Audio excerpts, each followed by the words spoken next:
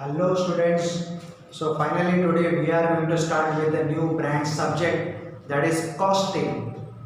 Costing is like a accounts. Accounts जैसा ही subject है, but first time you are going to learn a new branch subject, costing, as I told you just now only. Now without wasting time, in the subject, name of the subject is costing. Subject का नाम costing है, right. मैं यहाँ पर लिखता हूँ आपके understanding के लिए, name of the subject is costing. Subject का नाम कॉस्टिंग है। अब कॉस्टिंग वाले सब्जेक्ट में पहला चैप्टर है, फर्स्ट चैप्टर का नाम है कॉस्ट शीट। ये कॉस्ट शीट का फॉर्मेट मैंने बोर्ड पे पहले से ड्रॉ करके रखा हुआ है। सो आज हम पहले कॉस्ट शीट का फॉर्मेट पहले समझेंगे और नेक्स्ट लेक्चर से हम प्रैक्टिकल क्वेश्चन भी सॉल्व करना स्टार्ट करेंगे। Because this year you are going to deal with what TY-BCom, and which is one of the most important exams of your career now. Okay? So पिछले 15 साल की जो मेहनत है ना वो आपको इस साल लगानी है, तो अब ज़्यादा टाइम वेस्ट नहीं करना है। हम सबसे पहले कॉस्ट शीट का जो फॉर्मेट है ना वो हम पहले समझने की कोशिश करेंगे। पहले मैं पूरा फॉर्मेट लिख लेता हूँ, मैं आपको समझा देता हूँ और बाद में एंड में आप ना वीडियो को पॉज कीजिएगा और बाद में पूरा कॉपी कर लीजिएगा। चाहिए तो मैं आपको PDF फॉर्मेट में, ये फॉर्मेट में मैं आपको भेज दूंगा व्हाट्सएप पे, और वहाँ से भी देख सकते हो, बाद में भी कॉपी कर सकते हो। आपका पूरा ध्यान जो भी मैं एक्सप्लेनेशन दूंगा, जो भी मैं बोर्ड पे लिखूंगा वहाँ पर रख दीजिएगा। Are you ready? Okay, now look at the format. पहले मैं आपको एक बार फॉर्मेट समझा देता हूँ। सबसे पहले ये मेरा फर्स्ट पेज है, ये मेरा सेकेंड पेज है और ये मेरा थर्ड पेज है। सो आई थिंक आपके नोटबुक में 2 पेज पे आपका ये फॉर्मेट आराम से कंप्लीट हो जाएगा। मैंने पहले से 3 पेज पे फॉर्मेट ड्रॉ करके रखा हुआ है, आप बाद में फॉर्मेट ड्रॉ कीजिए, आप बाद में लिखिए, आप पूरा ध्यान दीजिए पहले पर। सबसे पहले फॉर्मेट देखिए, 1 2 3 ऐसे 3 आपको पैरेलल लाइंस ड्रॉ करने हैं और मैं फॉर्मेट यहाँ पर बोर्ड पे लिख रहा हूँ। देखो ये है cost sheet for the year ended. मैंने शॉर्ट में लिखा है FYE, मतलब फॉर द ईयर एंडेड 31 मार्च 2020।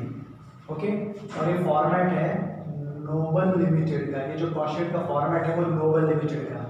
यहाँ पर आप लिखेंगे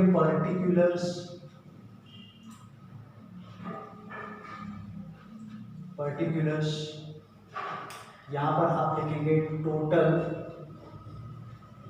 कॉस्ट, यहाँ पर आएगा रुपीस, यहाँ पर आएगा रुपीस, और यहाँ पर मैं शॉर्ट में लिख देता हूँ CPU का फुल फॉर्म है cost, COST, cost per unit. Cost per unit का मतलब एक यूनिट का कितना, एक प्रोडक्ट का कितना कॉस्ट। तो बेसिकली ये फॉर्मेट है क्या और बेसिकली ये चैप्टर है क्या। जैसे मैंने थोड़ी देर पहले यहाँ पर लिखा था, name of the chapter is cost sheet. Now this chapter, this format will explain you when you manufacture any product in a factory. जब आप कभी भी कोई फैक्ट्री में कोई प्रोडक्ट मैन्युफैक्चर करते हो तो उसकी कॉस्टिंग कैसे लगती है, उसका खर्चे का हिसाब कैसे लिखते हैं, वो हम इस फॉर्मेट के माध्यम से समझने की कोशिश करेंगे। ये लेक्चर में आपको सोचना है बिजनेस के नजरिए से।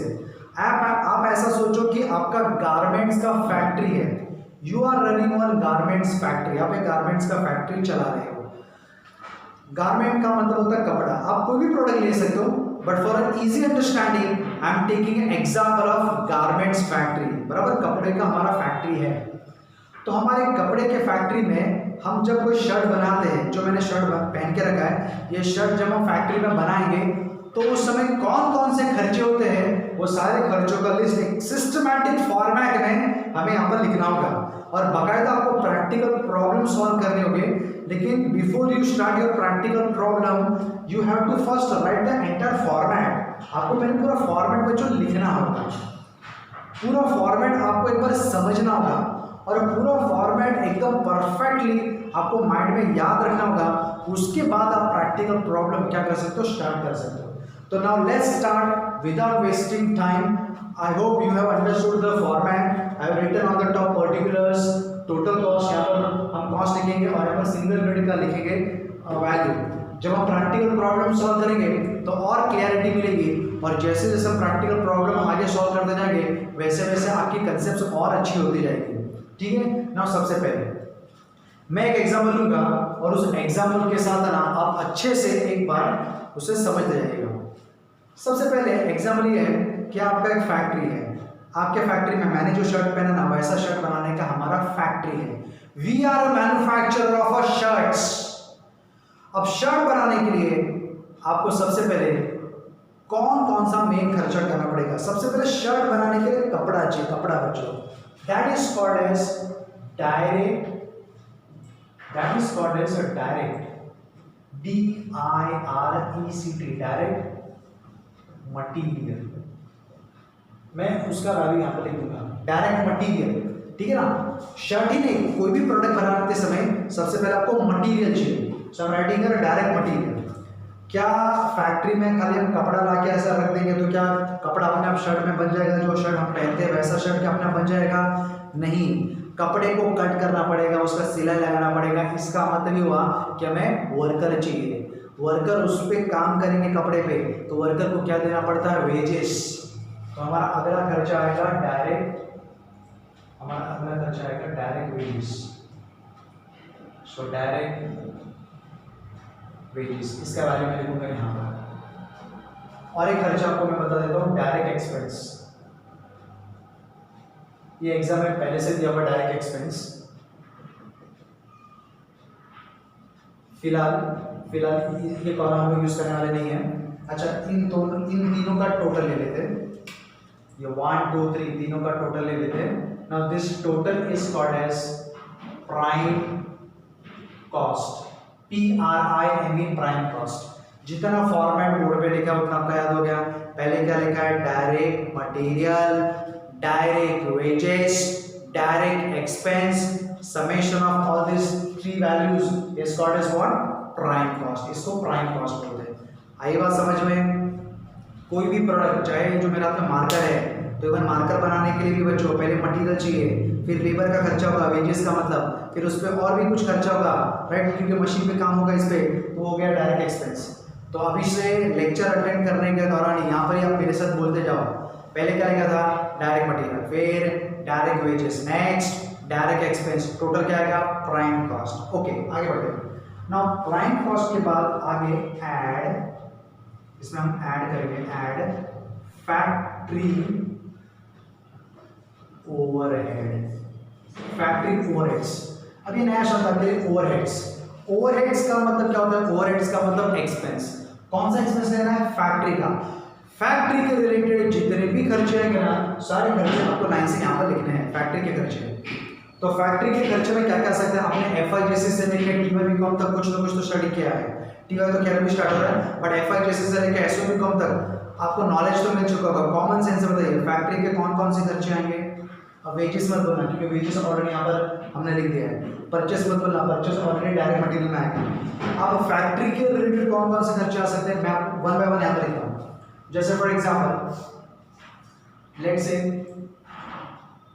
Depreciation on plant and machinery, ठीक है, depreciation on plant and machinery. Machine जो होता है वो फैक्ट्री में इस्तेमाल होता है, उसका जो डेप्रिसिएशन आएगा वो फैक्ट्री ओवरहेड्स में काउंट होगा, फैक्ट्री के खर्चे में काउंट होगा।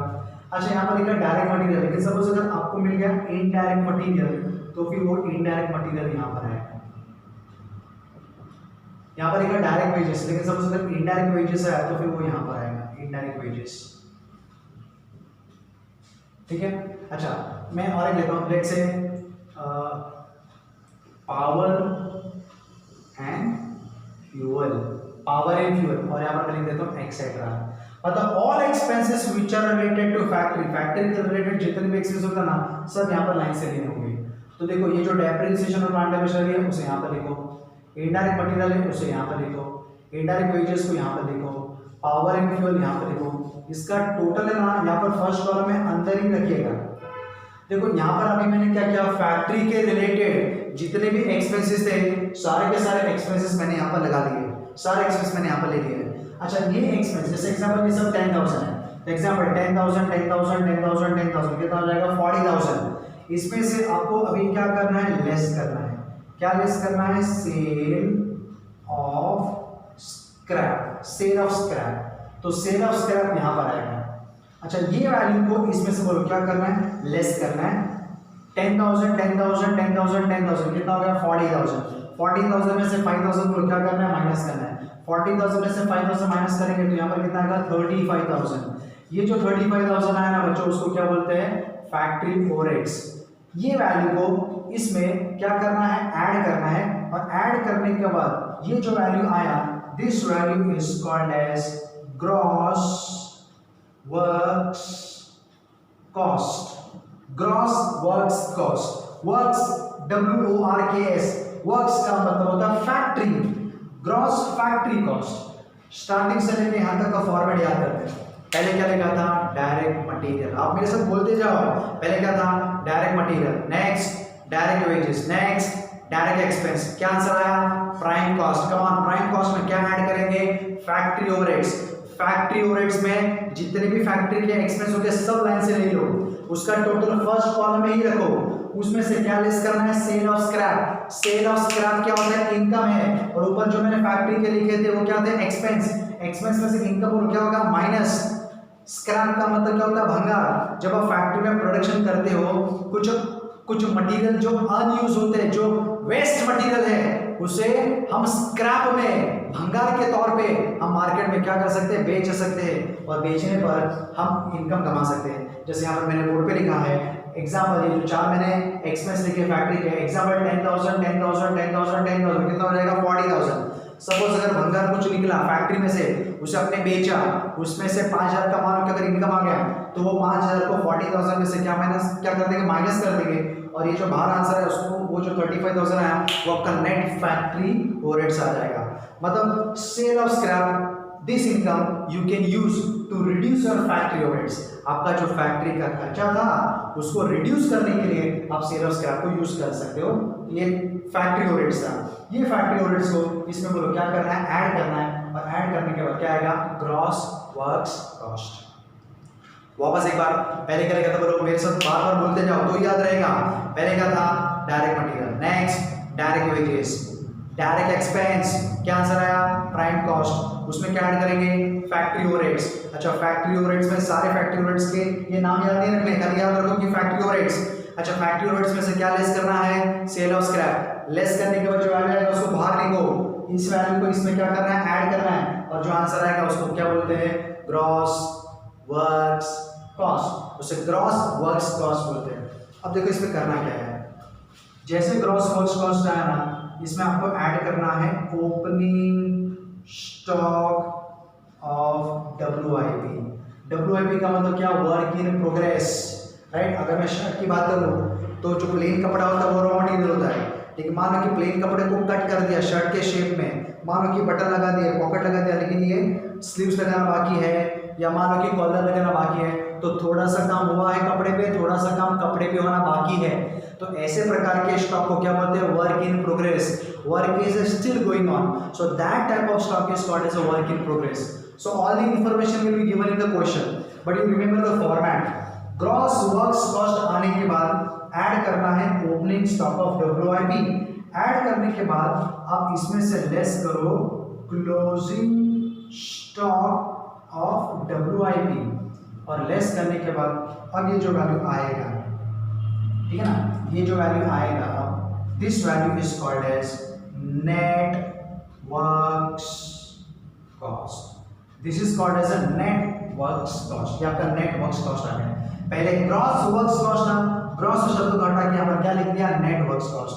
WIP का ओपनिंग स्टॉक ऐड होगा, WIP का क्लोजिंग स्टॉक लेस होगा। चलिए जितना फॉर्मेट है उतना और एक बार रिपीट करते हैं। पहले क्या है डायरेक्ट मटेरियल, फिर direct wages, next direct expense, क्या आएगा प्राइम कॉस्ट। प्राइम कॉस्ट में क्या ऐड करेंगे फैक्ट्री ओवरहेड्स, क्या लेस करेंगे सेल ऑफ स्क्रैप। तो आंसर है उसको क्या बोलते हैं gross works cost add opening stock of WIP less closing stock of WIP, और बाद में फाइनली जो आंसर आया उसको बोलो क्या बोलते हैं नेट वर्क्स कॉस्ट। अब नेट वर्क्स कॉस्ट आने के बाद बच्चों हम इसमें करेंगे add office and administration, office and administration overheads. मतलब अब यहाँ पर हम ऑफिस एंड एडमिनिस्ट्रेशन रिलेटेड जो भी खर्चा है ना वो हम लिखेंगे। बहुत ही सिंपल है। ऑफिस से रिलेटेड कौन कौन से खर्चे आते हैं, जैसे salary, printing and stationery, plant and machinery नहीं, प्रिंटिंग एंड स्टेशनरी। एक और लिख देता हूँ, डेप्रिसिएशन ऑन फर्नीचर, फर्नीचर का डेप्रिसिएशन आया ना तो यहाँ पर आएगा, यहाँ पर लिख देता हूँ एक्सेट्रा। सैलरी का वैल्यू यहाँ पर लिखो, प्रिंटिंग स्टेशनरी यहाँ पर आएगा, डेप्रिसिएशन फर्नीचर यहाँ पर आएगा। इसका जो टोटल आएगा बच्चों, उस टोटल को यहाँ पर ले लो। अच्छा, इस वैल्यू को इसमें बोलो क्या करना है, ऐड, और ये जो आंसर आएगा this is called as cost, this is called as the cost of production, it is called as the cost of production. So वापस एक बार फॉर्मेट पहले से, direct material, direct wages, direct expense, prime cost, add factory overheads, less sale of scrap, gross works cost, add opening stock of WIP, less closing stock of WIP, net works cost, net works cost के बाद क्या add करना है, office and administration overheads. मतलब यहाँ पर आपको office and administration related सारे खर्चे लेने हैं, सैलरी हो गया, प्रिंटिंग स्टेशनरी हो गया, डेप्रिसिएशन फर्नीचर, या और भी ऑफिस के रिलेटेड जो भी खर्चा आएगा ना सब यहाँ पर आएगा। और सब वैल्यू ऐड करने के बाद जो फाइनल आंसर आएगा उसको बोलो क्या बोलते हैं, कॉस्ट ऑफ प्रोडक्शन। आगे बढ़ते हैं, कॉस्ट ऑफ प्रोडक्शन, ये जो वैल्यू है ना बच्चों, इसमें आपको करना है add opening stock of FG, FG मतलब क्या, finish goods, opening stock of finish goods add करना है, लेस क्या करना है, closing stock of finish goods less करना है। और अब ये जो फाइनल आंसर आया बच्चों, ये जो आंसर आया this is called as cost of goods sold. क्या बोलेंगे, कॉस्ट ऑफ गुड्स सोल्ड। यहां से करते हैं हम, यहां तक कहां तक पहुंचे थे, कॉस्ट ऑफ प्रोडक्शन। अच्छा, प्रोडक्शन ऐसा करना, प्रोडक्शन किस चीज का करते हैं, फिनिश गुड्स का, तो तुरंत याद आना चाहिए कॉस्ट ऑफ प्रोडक्शन के बाद क्या आएगा, opening stock of finish goods, less क्या करेंगे, closing stock of finish goods. So वो ऐड लेस करने के बाद जो फाइनल आंसर आएगा बच्चों उसको हम क्या बोलने वाले हैं, कॉस्ट ऑफ गुड्स सोल्ड। ठीक है ना, तो ऐसा देखो प्रोडक्शन करने के बाद उसको क्या करना है, सोल्ड करना है। अच्छा, सोल्ड है ना, तो इसके बाद है ना आगे देखो क्या लिखता हूं मैं, ऐड, यहां पर आएगा selling and distribution, selling and distribution overhead. बार बार वर्ड आ रहा है ओवरहेड्स, ओवरहेड्स का मतलब खर्चा, कॉस्टिंग के सब्जेक्ट में ओवरहेड को, एक्सपेंस को ओवरहेड बोलते हैं। अब बच्चों जैसे मैंने हेडिंग यहाँ पर लिखा है सेलिंग एंड डिस्ट्रीब्यूशन ओवरहेड्स, मतलब यहाँ पर आपको वो सारे खर्चे लेने हैं जो सेलिंग एंड डिस्ट्रीब्यूशन के रिलेटेड है।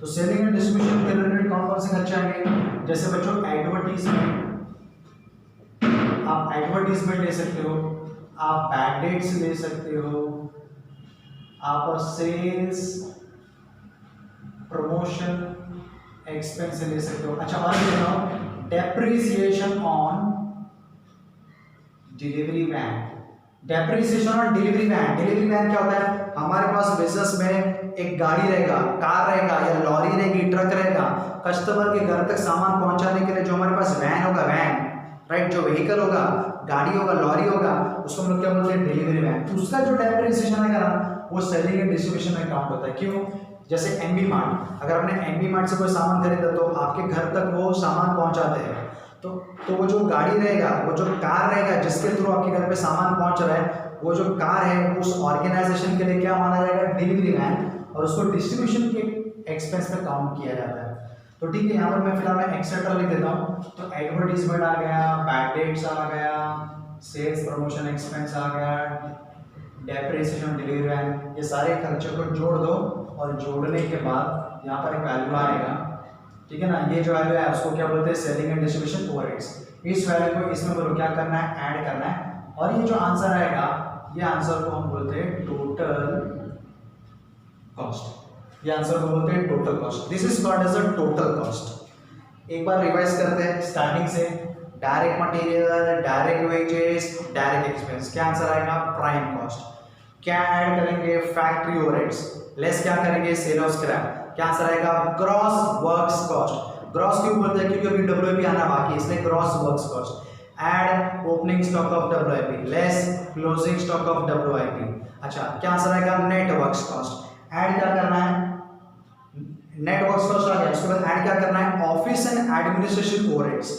ऑफिस के सारे खर्चे ले लो और उसके बाद जो आंसर आएगा उसको क्या बोलते हैं, कॉस्ट ऑफ प्रोडक्शन। प्रोडक्शन किसका करते हैं, फिनिश गुड्स का। तो add opening stock of finish goods less closing stock of finish goods. क्या आंसर आएगा, cost of goods sold. Sold तुरंत याद आना चाहिए, सोल्ड के बाद तुरंत क्या याद आना चाहिए, सेलिंग एंड डिस्ट्रीब्यूशन ओवरहेड्स।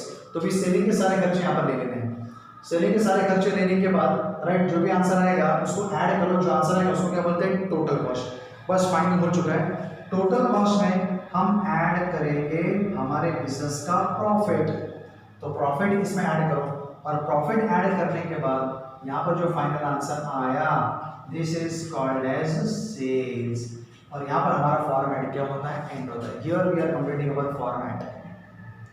क्या आपको समझ में आया, इजी था। ओके अभी एक इंपॉर्टेंट बात मैं आपसे शेयर करने जा रहा हूँ, जरा ध्यान से सुनना। ये जो है डायरेक्ट मटेरियल, ये वाला कभी कभी आपने अगर आपने फॉर्मेट में देखा होगा, WIP का ओपनिंग स्टॉक क्लोजिंग स्टॉक आ चुका है, फिनिश गुड्स का ओपनिंग स्टॉक क्लोजिंग स्टॉक आ चुका है, लेकिन रॉ मटेरियल का कभी अभी तक कोई ओपनिंग क्लोजिंग स्टॉक नहीं आया। तो कभी कभी एग्जाम्स में क्या होता है, रेडीमेड अगर आपको अमाउंट दे दिया ना डायरेक्ट मटेरियल का, तो आपको यहाँ पर लिख लेना है। But in order to confuse you right, they will give some other information about direct material. तो बच्चों ये जो डायरेक्ट मटेरियल का जो वैल्यू ना वो आपसे फाइंड आउट करवा सकते हैं। तो उसके लिए ना एक फॉर्मूला है, पहले ध्यान से सुनना। मैं यहाँ पर लिखता हूँ डायरेक्ट मटेरियल जो है ना वो आपको अलग से ढूंढना पड़ सकता है। तो इसका फॉर्मूला देखो कैसे है डायरेक्ट मटेरियल का। सबसे पहले यहाँ पर आपको याद रखना है ओपनिंग स्टॉक ऑफ RA मतलब क्या, raw material. Opening stock of RA यहाँ पर आएगा। Add purchase, of course purchase of what, RM का मतलब रॉ मटेरियल का परचेज।